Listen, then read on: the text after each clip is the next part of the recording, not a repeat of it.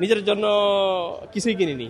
না, দাম বেশি মনে হয় না কোনোটারই, পারফেক্ট, ঠিক আছে। মেন্স আইটেমটা সবসময় আসলে বাবাদের আইটেম বলা যায় বা ভাইদের আইটেম, এটা শেষেই আর কি সবাই কেনাকাটা করে। বাচ্চাদের ড্রেসগুলো অনেক এক্সপেন্সিভ আমার মনে হয়। সে অন্যান্য বছরের জন্য অনেক খারাপ।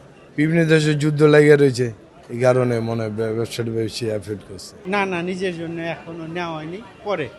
ইন্ডিয়ান পাকিস্তানি প্লাস হচ্ছে ব্র্যান্ডের প্রোডাক্টগুলো খুব ভালো চলতেছে। ফার্সিটাই এবার হিট আর কি। কাস্টমারও স্বাচ্ছন্দ্যে কেনাকাটা করতেছে, আমরাও বিক্রি করে আলহামদুলিল্লাহ অনেক হ্যাপি। দুটা কিনছি আর পাগলামি কিনছি।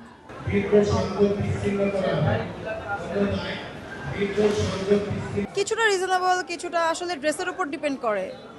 ওইটা আপনার হচ্ছে ব্র্যান্ডেড ড্রেসগুলোর প্রাইস আর হচ্ছে এখানের লোকাল ড্রেসগুলোর প্রাইস সেম হবে না। না, অত আহামরি না, ঠিক আছে।